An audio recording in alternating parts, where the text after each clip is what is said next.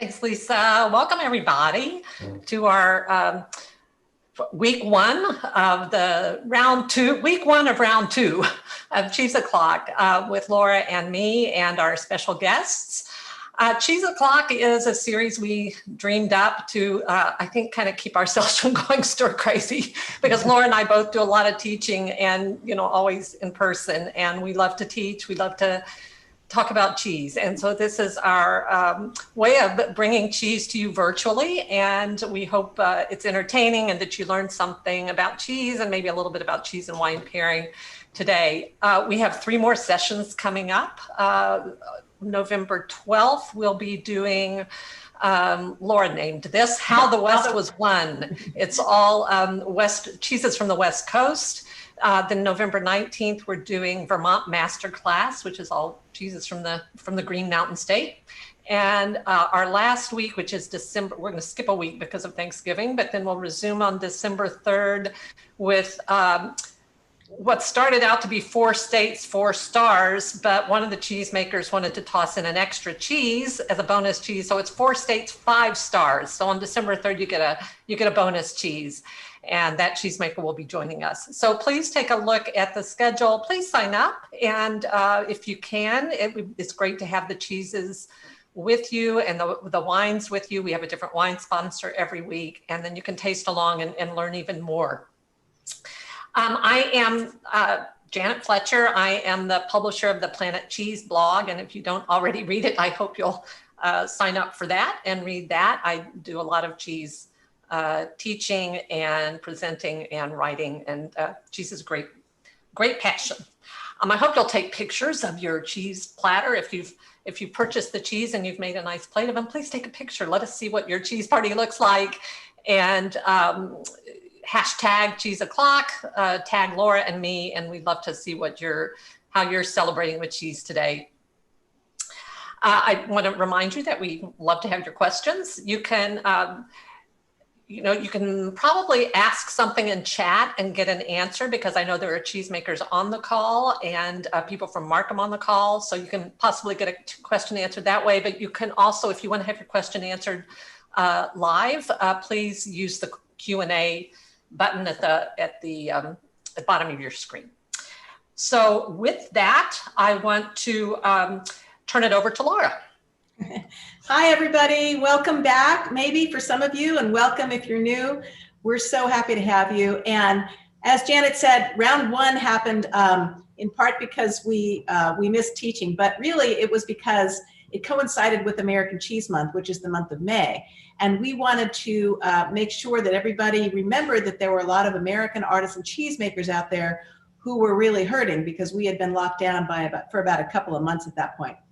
And now we're continuing our celebration of American cheeses, but maybe with a more positive spin. These are all blue ribbon winners, meaning that they won first place at some point in the American Cheese Society's annual conference. And the American Cheese Society is the umbrella group for American cheese makers. And to win a blue is quite a feat. There are hundreds, thousands actually, of cheeses that are submitted for judging. And so, well, we'll talk to Sarah a little bit more about that honor, but I just want you to know that these are really, really special cheeses. I am a speaker and author of many books on cheese, and my passion and my focus is American cheeses. So this series is really in my wheelhouse, I must say, and I'm so happy to be celebrating 16 different American cheeses as we will have in the course of these 4 weeks.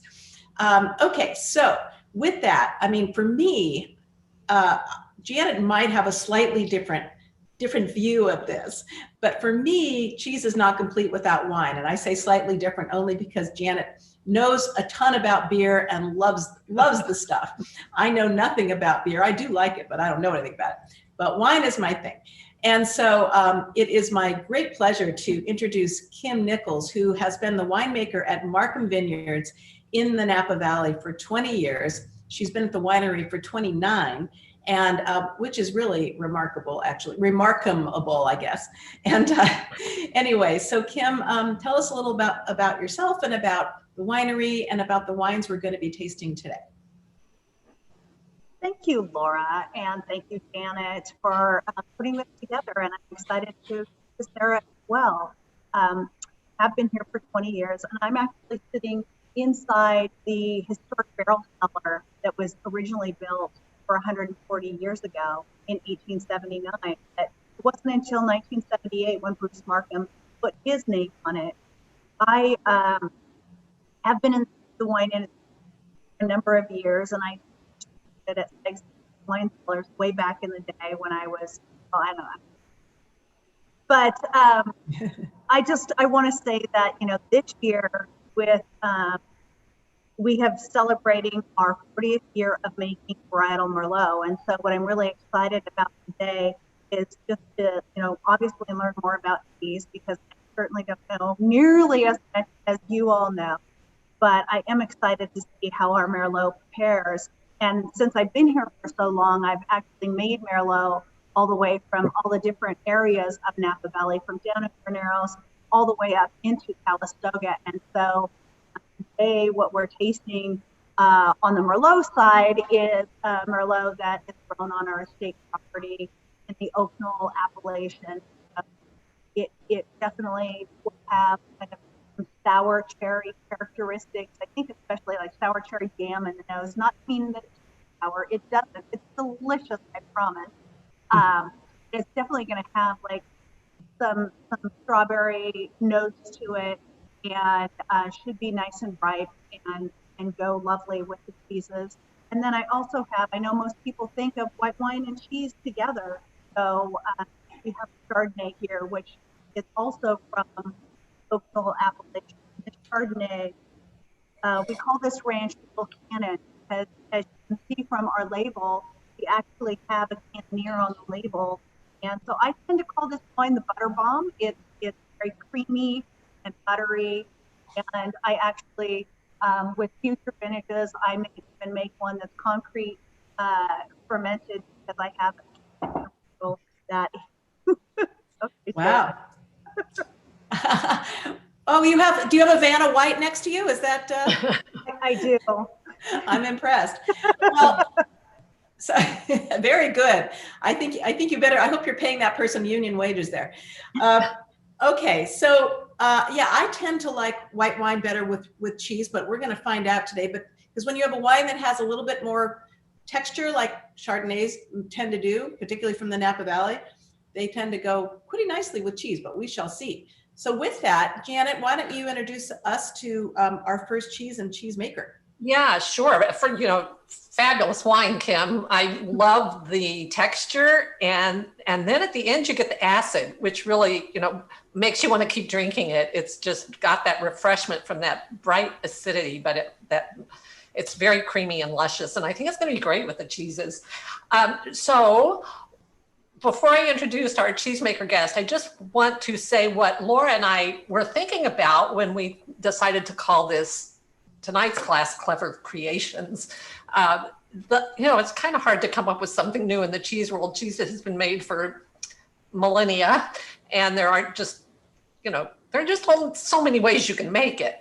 But all four of these cheeses have something unique about them, and they are original in some way. And our first cheese is Woolly Rind, made by Green Dirt Farm, and we have Green Dirt Farm's owner with us, Sarah Hoffman. So Sarah, would you just tell us a little bit about the farm, about how you got to Missouri on this farm? I know you have a California past, and I know you have a quick video to show us, and then we'll taste your cheese, and you can kind of tell us what you were aiming for and help us understand this little guy we're about to taste. Sure, yes. Well, thank you very much for having me. This is really fun, and I've already been enjoying the wines tonight along with the cheeses. I'm Sarah Hoffman from Green Dirt Farm, and we're started as a small sheep dairy. We actually started commercial cheese making in 2008, and since then we've grown. And included a few other dairies that are nearby who are bringing us some sheep milk as well as our own sheep milk. And we've also partnered with a local Jersey cow dairy to bring us beautiful Jersey cow milk. But what's special about all of our dairies that are situated right close to our farm is that they all promise to uphold the same farm practices that we have, and the same foundational practices that we have on our farm, which is that we're all grass-based, and that's super important for flavor and cheese. And we're all animal welfare approved, which means that we undergo an audit yearly by the organization A Greener World, and we get an animal welfare approved certificate from them, showing that we uphold the highest practices of animal welfare. Green Dirt Farm is close to Kansas City, Missouri. It's about 38 miles north of Kansas City, Missouri. And right along the Missouri River, we're up in the bluffs. And we have wonderful grass growing in Missouri. It's a very good state for growing grass. If you think of the prairies and all kinds of grasses, just the right amount of rain and the right kind of soil.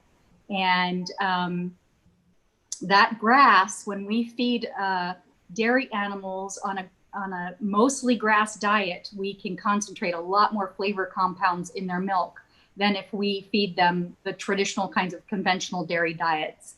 So that's one big reason why we're grass-based. We're also grass-based because we think that that feeding dairy animals on grass is the most environmentally sound way to do dairying. We know that when we manage our pastures really well, we're building topsoil, and we're preventing runoff, and we're preventing pollution of our watershed, and we're even sequestering carbon in the soil. So that's reason number 2 why we're grass-based. And then reason number 3 why we're grass-based is we think it's the most humane way to raise dairy animals. They get to be outside, and they get to socialize freely and naturally with the other animals in the flock. So those are all the reasons why we're grass-based. I started at Green Dirt Farm. I was our original cheesemaker. I actually am not in the cheese kitchen anymore because I have too many other things taking me away from there. But I started making cheese in 2002, and I came at it from a really unusual route, which was I was a practicing physician, an emergency room physician in Seattle, and I actually went to medical school in San Francisco, and love San Francisco, love the West Coast very much. But my husband and I moved from Seattle to Missouri because we knew that we wanted to raise our kids on a farm. And that was a lifelong dream of mine. And when we got the farm, and I was thinking, well, what can I do with the farm that can be a sustainable business, not just environmentally sustainable, but have to also be economically sustainable. And I hit on cheese making and realized, well, I actually, was probably born to make cheese. I grew up on a series of small farms, and I had an aunt who had a gourmet cheese shop in New Jersey. When I was a teenager, I used to help her sell cheese at the holidays, and she used to come out when I was in medical school, come out and go with me to the fancy food show where we would eat lots of cheese. And that was in San Francisco. And so she really introduced me to fine cheese and taught me to love cheese. But the other things about my background that make it so that cheese making is a natural for me is that my undergraduate degree was in chemistry, and my interest in medicine, had I not gone into cheese making, I was planning to become an infectious disease specialist. And so microbiology and chemistry are the two scientific foundations for cheese making, really very important knowledge base to have for cheese making. So it just made it a natural for me to go into cheese making on our farm. And you have a little video to show us, right? Are we gonna? I do have a little video that I'm gonna narrate a little bit and tell you a little bit about what you're seeing. So these are some of our sheep, and you can see that beautiful grass there. We have about 9 months of grazing in Missouri because of our seasons, which is terrific. Our sheep are what I like to refer to as the American dairy sheep. They're a mixture of Lacone, which is the French dairy breed, and the East Frisian. And by the way, we don't we don't pour the milk from cans anymore like we used to. That's an old video. This is one of our hard cheeses in aging. It's getting washed so that the rind develops just the way we want to. We also host cheese tastings and farm dinners on our farm. And this is just a video of the old barn where we used to do our milking and cheese making that got converted into an events barn. Great. Well, let's hope we get back to those events. Yes, I hope so. Yeah. So what we're tasting today is your Woolly Rind, which is a mixed milk cheese. Tell us, why don't you give us a little background on it and we can taste it, and why mixed milk? Yeah, originally Woolly Rind started as a 100% sheep's milk version of a camembert, which, we were just very interested in seeing what you can do with sheep milk to make a camembert. And sheep milk does make a lovely camembert, but we had this opportunity to partner with a wonderful grass-fed Jersey cow producer near us. And we decided to turn this cheese into a mixed milk cheese, primarily so that we could support this dairy, and also so that we could improve the economics of making this cheese. And for those of you who are not familiar with sheep milk, sheep produce very small volumes of milk. And so they are really challenging because of that to make economically sustainable. So when we blend cow milk, because that makes sheep milk be very expensive to produce. So when we blend cow milk with the sheep milk, we actually improve our cost on this cheese. But it also, we really love what it has done to the cheese as we've been experimenting with improving it. And if you look at it, one of the things that I think is really unique about this cheese, and that makes it obviously a cow's milk cheese, is that beautiful golden color. And what you'll see is that beautiful golden color in the cheese that's in the paste, the center part of the cheese, comes from the cows who concentrate beta carotene when they're fed fresh grass. When they're not fed fresh grass and they're fed the more conventional dairy diets, they will not show that beautiful golden color in the paste. They'll have white milk and not golden milk. So that's one of the things that really, I think, improves the aesthetics of this cheese somewhat by giving it that beautiful golden color. But we also get a lot more butter flavor in the cheese from the cow's milk. I think that the sheep milk brings in kind of some earthy flavors, and the cow's milk contributes a really lovely buttery, cheesy flavor, a lactic flavor, and then that rind gives it those overtones of mushrooms and a little bit of floral. I have to So say, I have some questions. Oh, no, I just have some questions. I want to know how old it is when you release it, how long you think it lasts, and if you were in a cheese shop looking at it, how would you decide, a whole one, how would you decide it was ripe and ready to eat? Yeah, good questions. We make it it takes about 2 weeks to make. In order for it has to be made. It takes 2 days to make it, 1 day to actually make it, 1 day to drain and salt. And then it goes into an aging room where it grows that beautiful bloomy rind on the outside. And at 2 weeks, typically we wrap it and send it out. But this style of cheese tends to ripen throughout its entire shelf life. So when you first get it, it'll be firm and not have as fully developed a flavor. But as it ages, and right up to about, typically the peak of flavor is about 6 to 8 weeks after we've sent it out. And for us, we put a lot code on every cheese, and we will tell our customers how to read that lot code so they can tell what date it was made on. They can actually know the exact date of the year that it was made on. And we, generally tell people 6 to 8 weeks old from that date, it's going to be at its peak of ripeness.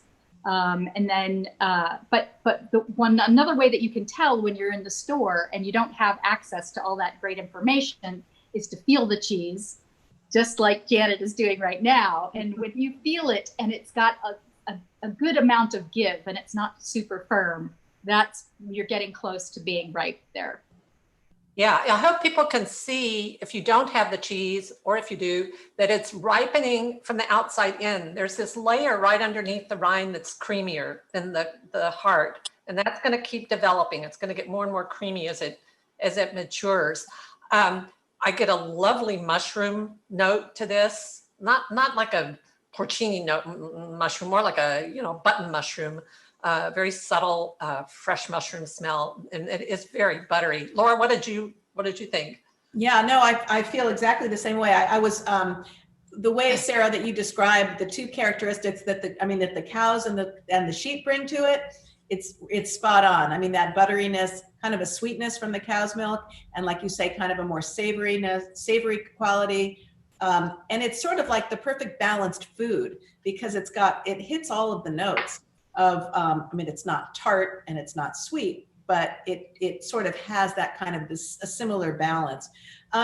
Just a quick question, two questions actually. One is, how long do you have grass, or when does it go away in Kansas City? Well, typically we are able to graze through the end of December.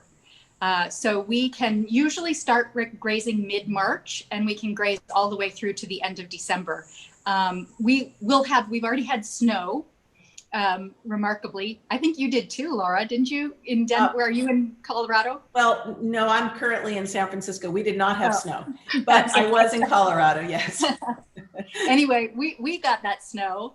And then here we are a week later, and it's been 75 all week. So we're still growing grass. Our ground is not frozen. As long as the ground is not frozen, the grass continues to grow. And if we manage our grasses properly, that is, we start in about the end of August to stockpile the grasses, we will have grass and grazing through the end of December. And pretty much January, February, and through to mid-March, we are on winter feed. Sarah, when people ask you about the rind, do you eat the rind? Absolutely. Absolutely. But I always joke that cheesemongers talk about this being a bloomy rind, but cheesemakers know this is the moldy rind. But I often tell people, don't be afraid of that. It's a good, safe rind. It's delicious. It's just like eating mushrooms. But I do tell people who are still a little bit squeamish about eating the rind, don't miss out on the cheese that's right underneath the rind, because there's so much flavor there that's been developing as the cheese ages. So don't miss that part.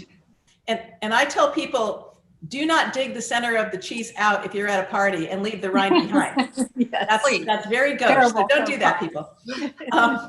Okay, and well, I think we should probably move on. But I did want to say that it's interesting to me that you did not choose the infectious disease route, because look how busy and fun and what fun you'd be having right now. Yes. I would love to know what Kim thought. Actually, Kim, did you try it with the two wines? And if so, did you have a preference?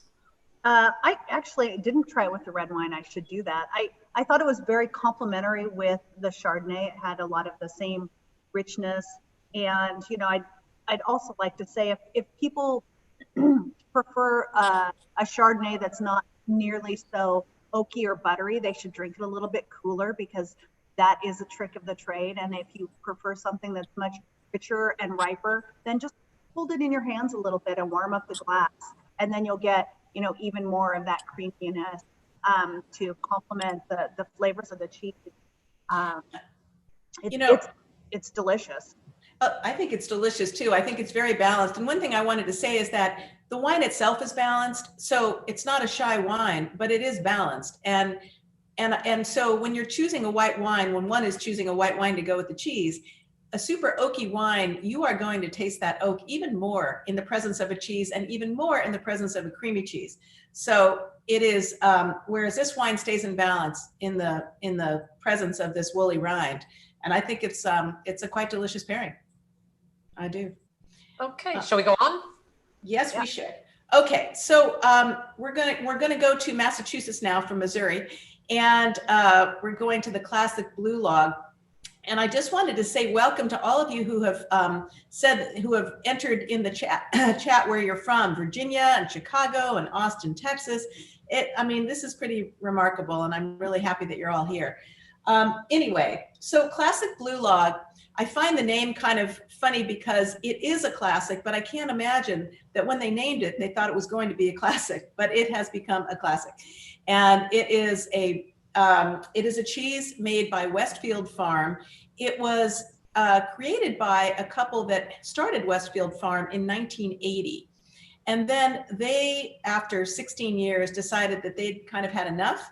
And they had their own goats and they wanted to sell their operation. So they sold off their goats because they figured that their business would be more attractive without the animals, or if they needed to teach someone the business, that teaching them animal husbandry on top of cheese making maybe was going to be a tough sell. So they did sell their animals, and Bob and Debbie Stetson stepped in and bought the operation, learned cheese making from Letty and Bob Kilmoyer, who then retired to Florida. And Bob and Debbie have been doing it ever since. So Classic Blue Log has won no fewer than 51 awards at the American Cheese Society, which is not bad. Well, not just the Classic Blue Log, but the Westfield Farm cheeses. And so this cheese, it is, I can't tell you that it's unique, but almost in the panoply of American cheeses. And the reason is because, as you all who have it can see, this is bright white in the center, and the outside is blue mold, or Penicillium roqueforti, which is used to make most blue cheeses, or at least many of them. Well, it's pretty unusual to find a blue cheese that isn't blue in the center. And the reason that happens is because they foster the mold on the outside, but they don't pierce the cheese. This kind of mold requires oxygen to grow. So if you don't pierce it, if you don't allow oxygen into the center, that mold cannot grow. So that's how they just contain it to the outside. And it is I lost my thought. Well, one thing I was going to tell you, this wasn't it at this moment, but Bob Stetson told me that this is his favorite cheese to this day to make and to eat. And it is mine too. So it just starts out as a fresh chev, or goat cheese, and which they take about 4 days to make. And then they form it into these logs, and then it already has the blue mold in the milk, and then that just starts to form. And it's done in about 2 weeks and off to market. So it's kind of, to me, it's kind of two cheeses in one. You've got the blue cheese flavor, but not strong.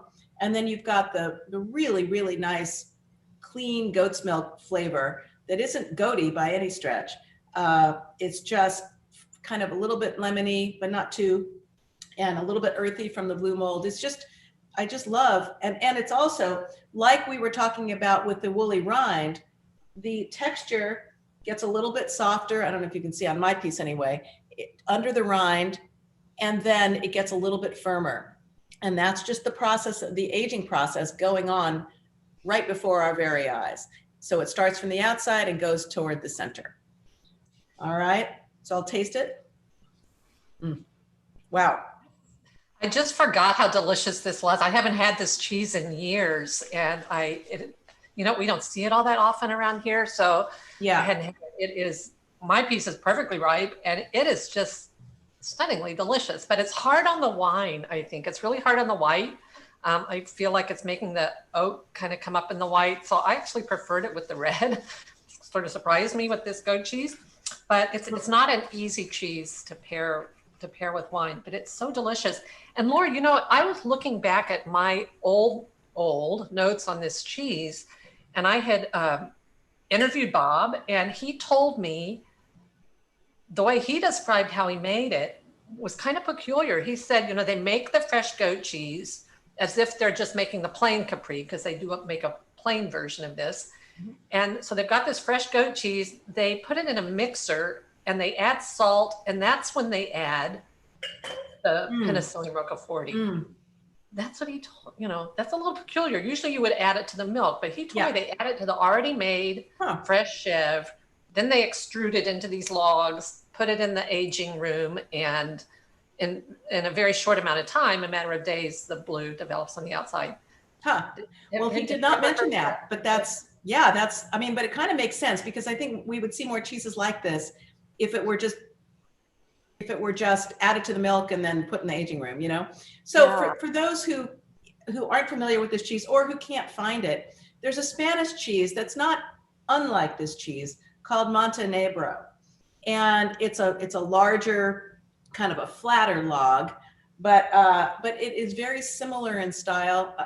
I think the classic blue log precedes the Spanish Montenegro, but that one is findable too. So Kim, what happened for you? With the two wines? I agree with Janet. I think that I like the cheese a great deal, but I think it is overpowering on the Chardonnay. And it just, kind of makes the Chardonnay flat, I think, more than anything else.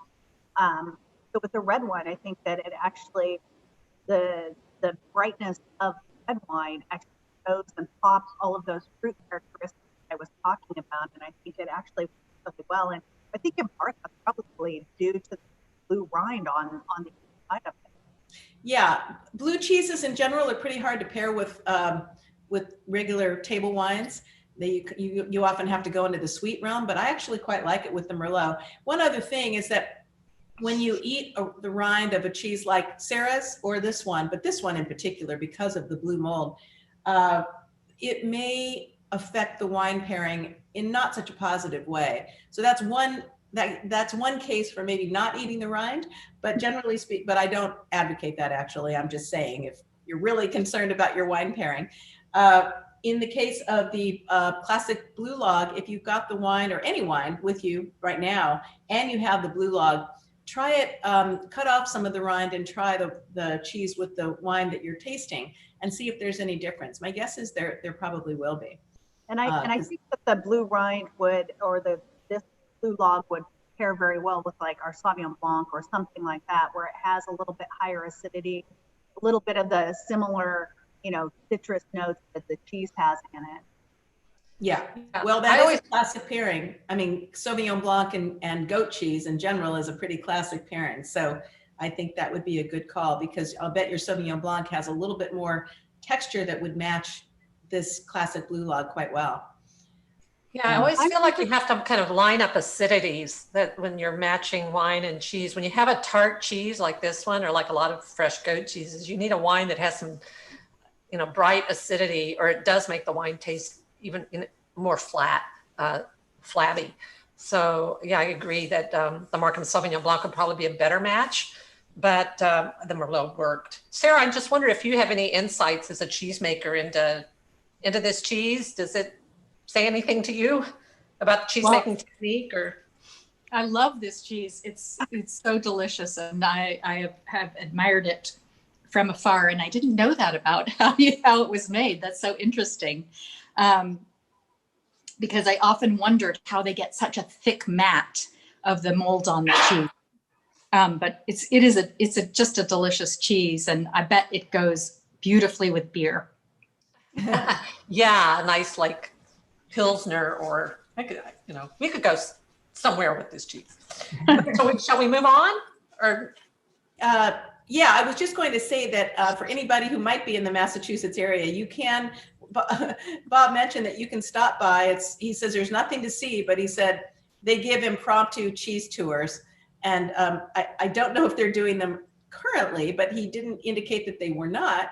So I suppose it's possible, and might be even worth a trip to Massachusetts just for that. So yeah, so this really is, maybe not unique, as Laura said, but a very distinctive style. And I have to applaud them for coming up with something that other people aren't doing. It's so easy to just, tag on to a model from Europe, make a cheese that everybody knows, and ride the coattails of something else like a camembert.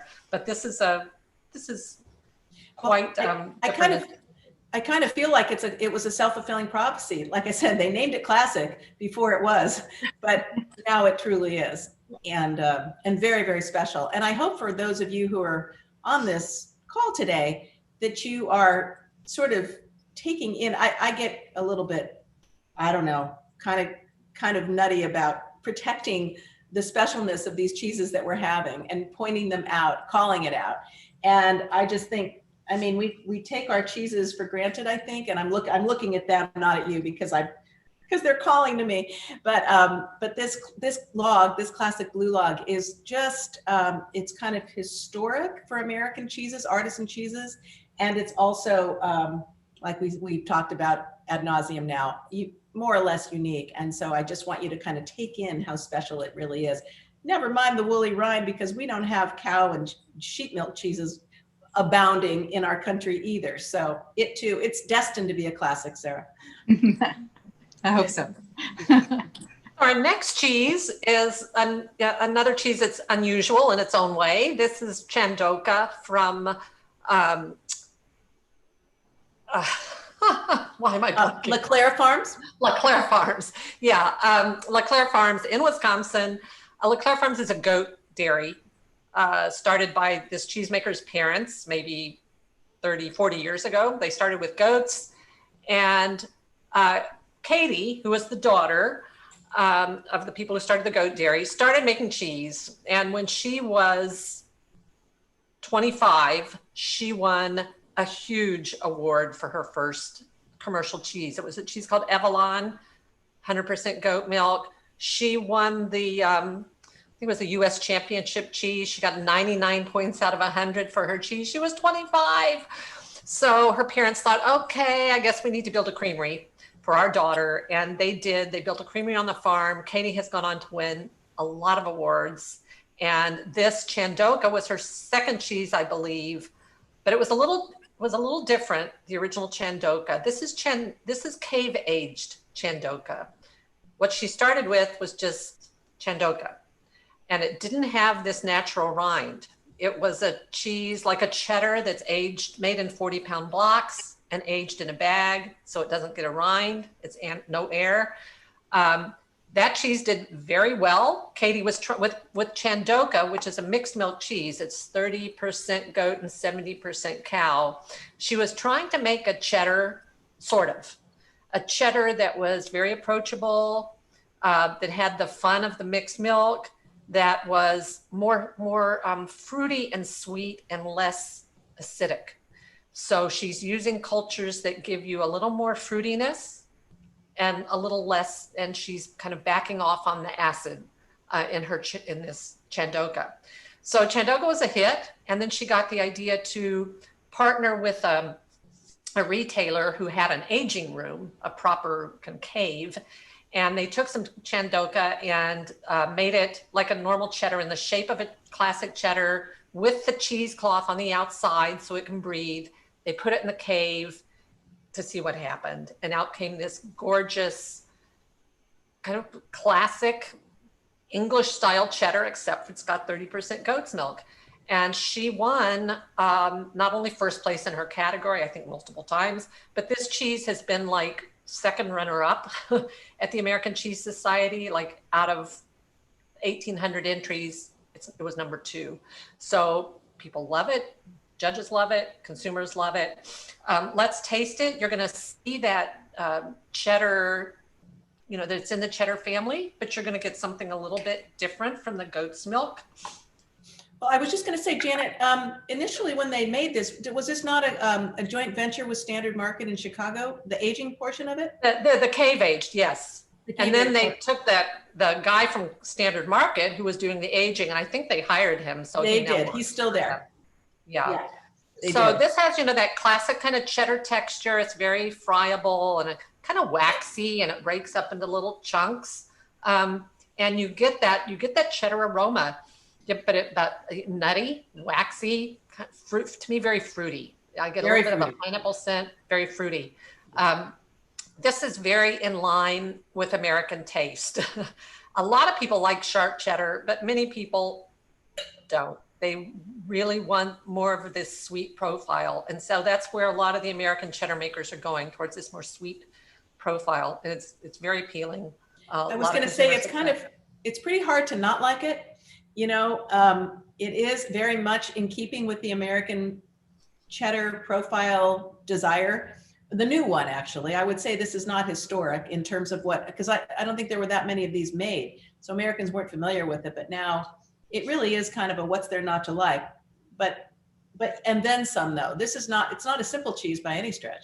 No, it's about 8 months old, or minimum of 8 months, kind of hard to know, but minimum 8 months. And so you get much more layered complexity. If you were to compare it to just the block Chandoka, you would get a lot more, layers of flavor, a lot more length. I think the salting is just right on. You just, and the acidity is right on. You just want to come back and have another taste. It's such a great snacking cheese. Yeah. And also it's so hearty that it's kind of more than snacking. Like, it's very hearty. It's very substantial. Has a lot of umami. So you kind of want to, a little goes a long way. And I could call this to me is the cheese equivalent of a steak. Like, it's big and it's totally satisfying. But it's a lot sweeter than a steak. Yeah. But I love those cheeses where you go, it's sweet, it's nutty, it's salty, it's sweet, it's nutty. Keep showing you all these different sides to it. And to me, that's what makes me want to keep going, because it doesn't tire out your palate. It's got enough acidity that you want another bite. It's not cloying. Sometimes really sweet cheddars can be cloying. And I think the goat helps give you that, just a little more acidity and a little more flavor interest. Yeah. In fact, when I took it out of the package, I thought, wow, it smells like a lot more goat than what's in it. I really smelled it. And I thought, I didn't remember that from previous taste, but once it's opened up a little, it's just melded together really beautifully. Yeah. Laura, I use sometimes with these cheddars that are this mature, I use like a parm knife. Do you do that as well? Yeah, sometimes I do. I didn't in this case. I used a kind of a sharper Chandoka knife, but I do just to chunk it out. Yeah, folks, this is kind of a nice implement to have if you don't own one. I'm definitely going to use it on our next cheese. But even for like a Parmigiano Reggiano, which I eat a lot as a table cheese, anything, an aged Gouda, an aged cheddar, it's really nice to have this kind of blunt knife, which is usually called just a Parmesan knife, and any kitchenware store is going to have it. You just, you make chunks, because you don't want to slice a cheese like this. It's part of the pleasure of it is getting those crumbly chunks. Those kind of craggy bits. So if you can use something where you can make chunks, it's just a more pleasant experience. It's a way to dig your cheese. Yeah. In two ways. Well, I have my own opinion about the wines, and I just wanted to say, Kim, somebody, one of the people on our call happens to have your Sauvignon Blanc with them open, and they tried it with the classic Blue Log, and they concur that is the way to go. So there you go. You hadn't even tried it together, Kim, but there you go. So anyway, what do you think about the Cave Chandoka and your wines? Well, I always love a cheese, a cave-aged cheese or something like this when it has that. It's called, Sarah, it's called a grana, like the little, like where you can taste the little salt crystals, and they sort of pop in your teeth. I don't know how that happens, so maybe if you could speak to that, that would be fabulous. But for me, I think it goes well with both of the wines. I think that, the cheese itself with that goat in there has enough of the acidity that it's complementary with the Chardonnay, but also, our Merlot in the area where our Merlot is grown on this little cannon vineyard, it sees a lot of the coastal influence of the San Francisco Bay. And so I like having acidity in my red wine. So I think that actually shows very well with both of them. I found, at first I felt like the Chardonnay lost its fruit in the presence of this wine, which whenever, you have something that's sweet with the wine, as you well know, the wine had better be as sweet or sweeter, or the wine's fruit is going to go away. Right. And so that's kind of what happened for me at first, but then I tried it again. I actually liked it better. The Merlot, on balance, I think I liked it better, but I think it doesn't, it kind of tamps down some of the characteristics of the Merlot that and I mean, the fruit still comes out, and actually sort of some darker fruit comes out. But the higher notes of the Merlot, I kind of lose. And just to answer your question, so those crystals that are in cheese, you will only find them in aged cheeses. You will not find them in young ones. And as a cheese ages, it is a process of protein breakdown and fat breakdown, and but protein in particular. And so it splits off into different amino acids. And one of those amino acids is called tyrosine. And so that is a crystal. Now, this is a cheddar. And so there's also something called calcium lactate, which usually it forms on the surface of a cheddar. So I'm pretty sure these are tyrosine crystals as opposed to calcium lactate. But Sarah, or maybe Janet, you can probably speak authoritatively about that. Yeah, those tyrosine crystals, like you mentioned, form in the body of the cheese, and they're really a hallmark of a well-aged cheese, because as the cheese ages, as you noted, the proteins break down into peptides, and then they break down into the building blocks, which are the amino acids. Mm-hmm. And it has really fully ripened or aged when the tyrosine crystals are showing up in the cheese, that you know that you've gotten broken down all the way to the building blocks of the proteins, those amino acids, when you get tyrosine crystals in your cheese. Okay. I want to just chime in on the wine front, because, and Laura has heard this speech before, but you know, when I think about matching cheese and wine, one thing that's really important to me is to match the context. And when I think about when I would have a cheese like this beautiful aged cheddar, it's going to be on a cheese board at the end of a meal. I'm not going to serve it before dinner as an appetizer. I'm going to put it on an end of meal cheese board. And at that point of the night, I'm not having Chardonnay. We already had the Chardonnay. So we're on to the Merlot or the Cabernet Sauvignon. And so that's why I would want, not only do I think this Merlot goes great with the Chandoka, but the time of the meal when I would have this cheese is the time of the meal when I'm going to have the Merlot. So I do think about that quite a bit.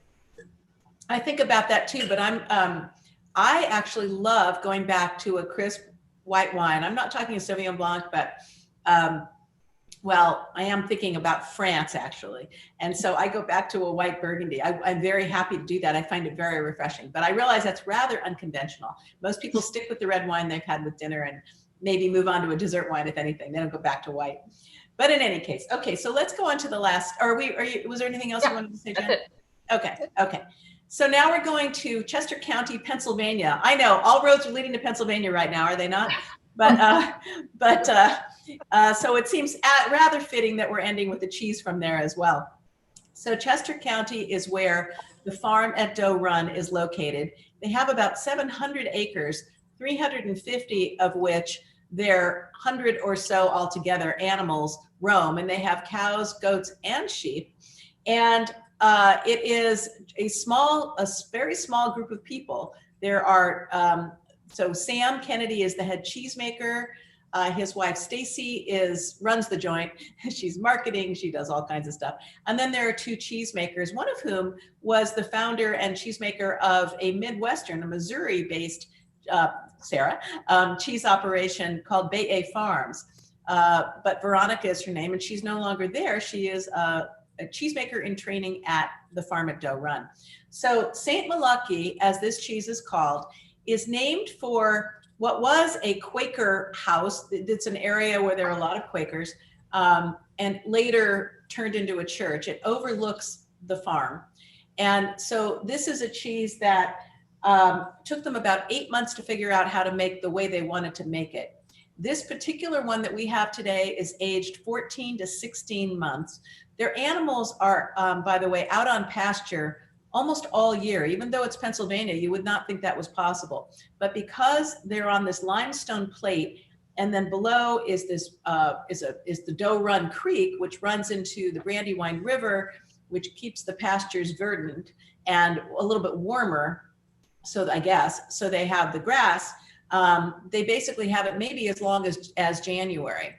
And so when the animals, cows in this case, are not on pasture, they don't make this cheese, but they do harvest the hay, the grasses in other parts of the farm throughout the year to make the hay that the cows do eat when they're not on pasture, but they just don't make the cheeses at that time.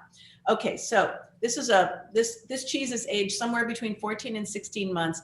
It is pasteurized, but it's done on a long-term, low temperature pasteurization. So it's done kind of in a more mild way.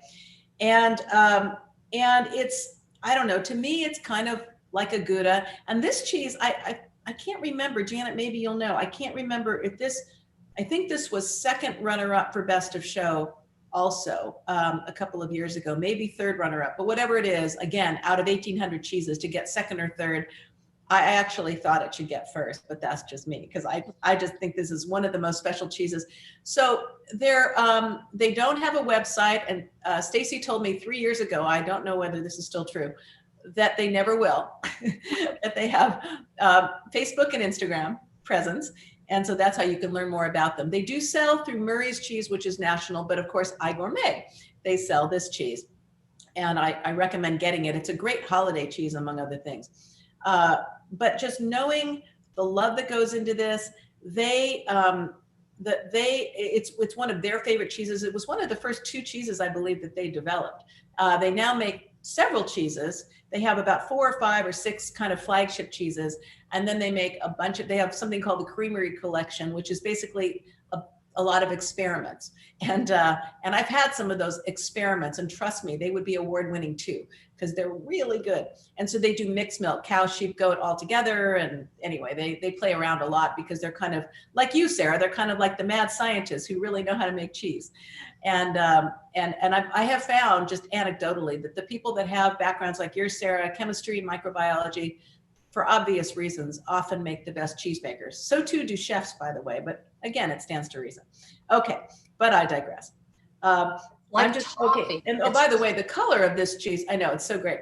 This is, talk about a hearty cheese. I was talking about the umami and the Chandoka. This definitely has that too. And the color in the cheese is not just from the cow's milk, which they have mostly Jerseys, which make beautiful milk, which make beautiful cheese. But I'm sure they add a touch of annatto, which is a natural dye from a seed called annatto or achiote. And that's what lends the color to this particular cheese. Okay, so Janet, I assume you took your digger in.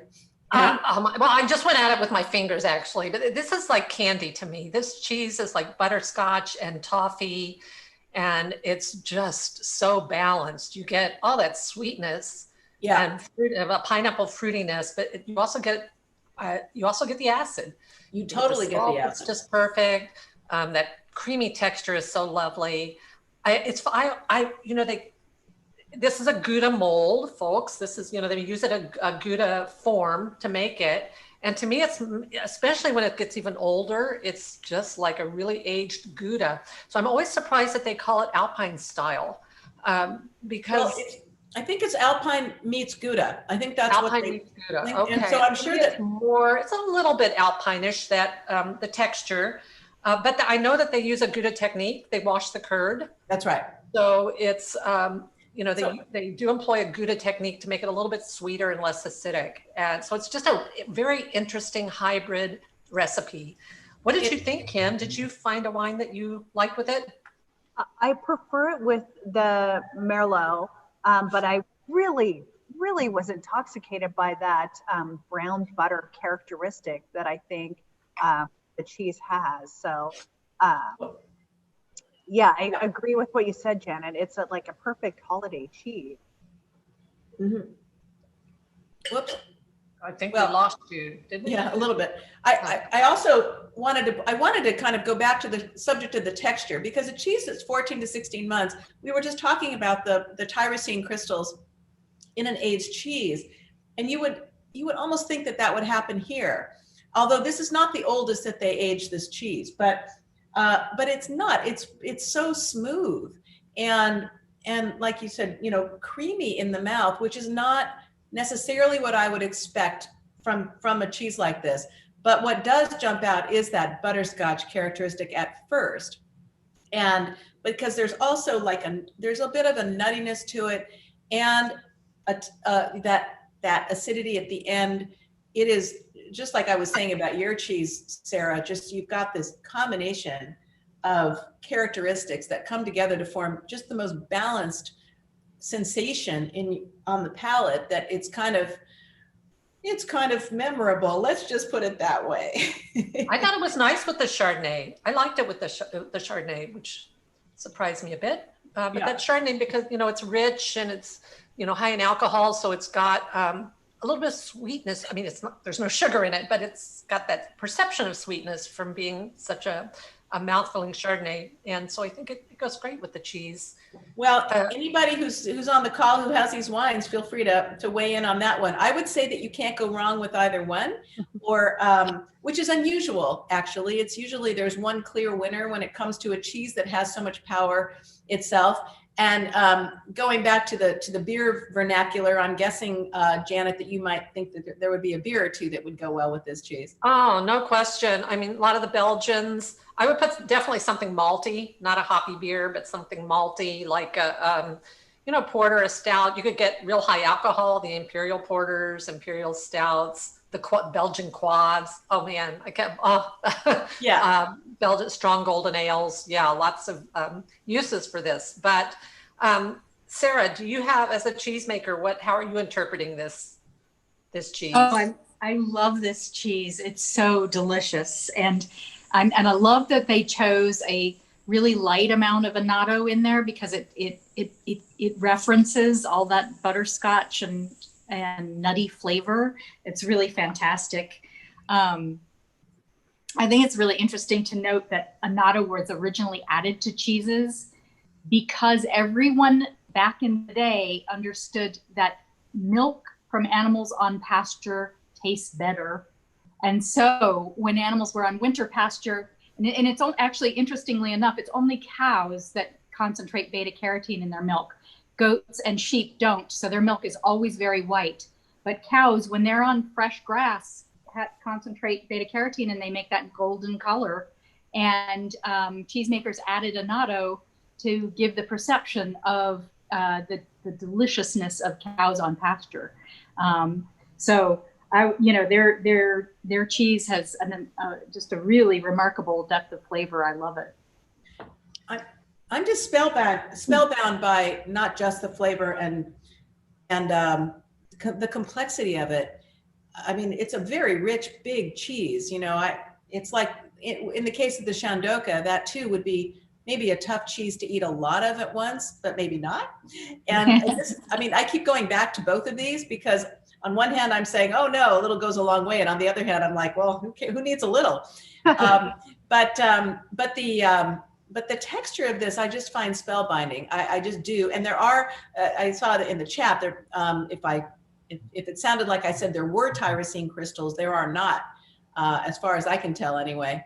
So that's what's just, anyway, one of the many things about this cheese that's so special. But really, to me, what's most special about it, and what's kind of emblematic of the way cheesemakers like you, Sarah, go about doing what you do, is the incredible passion that you pour into it.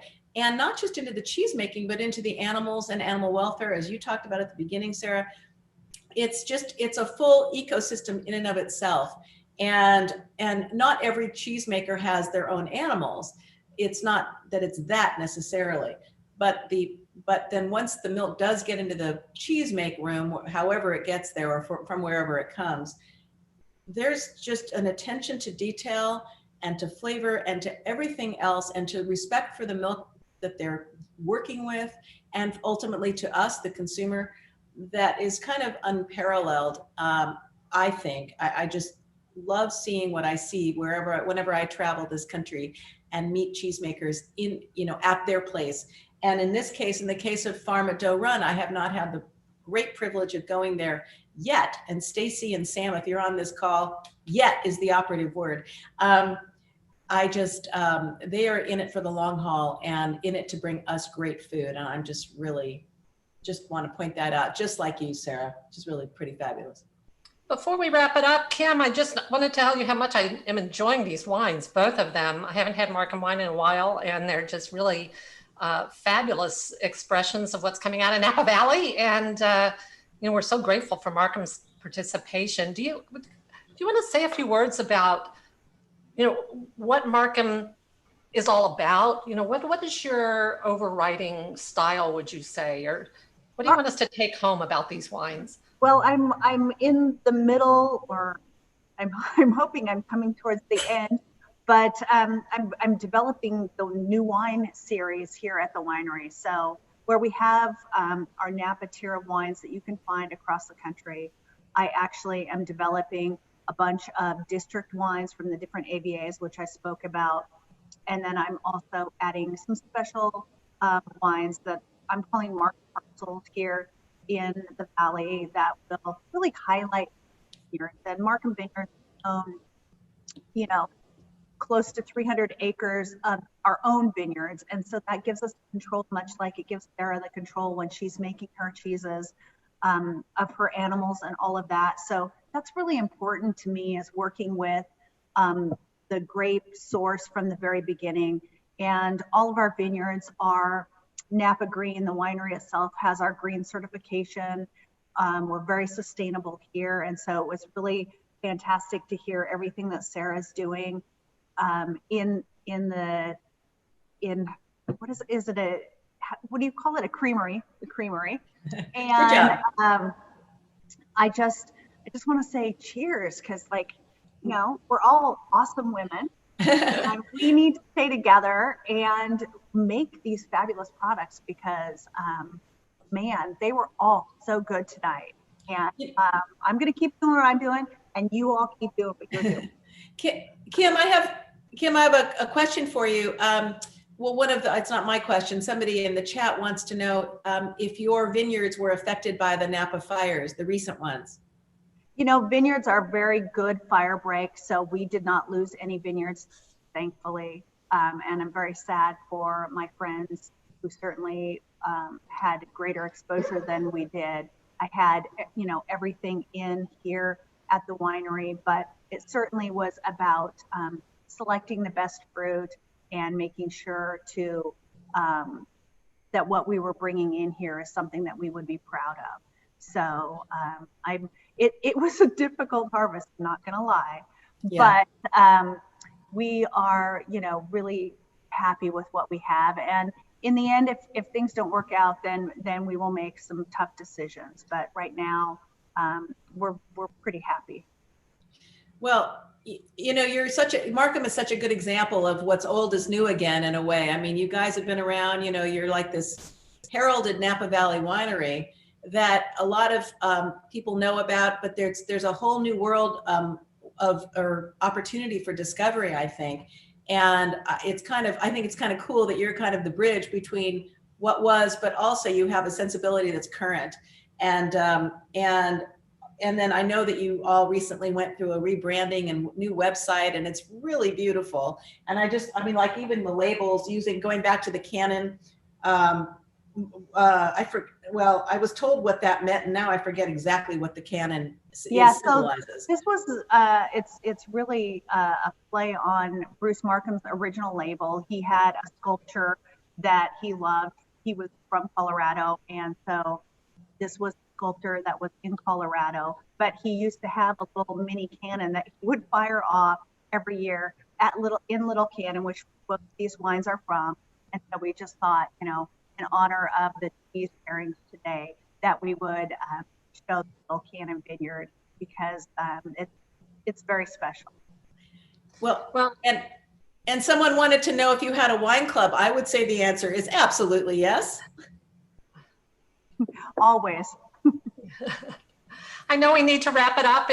We've had you for more than an hour. We need to let you get on with your evening. But Laura and I are so grateful that you joined us and that Markham supported this effort. And Sarah, thank you so much for your time from Missouri and your beautiful cheese. And we will, I hope, see everybody at Cheese O'Clock next week. So if you had questions that didn't get answered, email me, email Laura, we'll get your questions answered. Thank you, everybody. Yeah, Thank you thanks, so everybody. much for having me. It was a great pleasure. Thank you. Thank you, Sarah. And thanks, Stacy and Sam, for joining us from afar. Really appreciate it. Thanks, everybody, for joining. Good night. Bye-bye.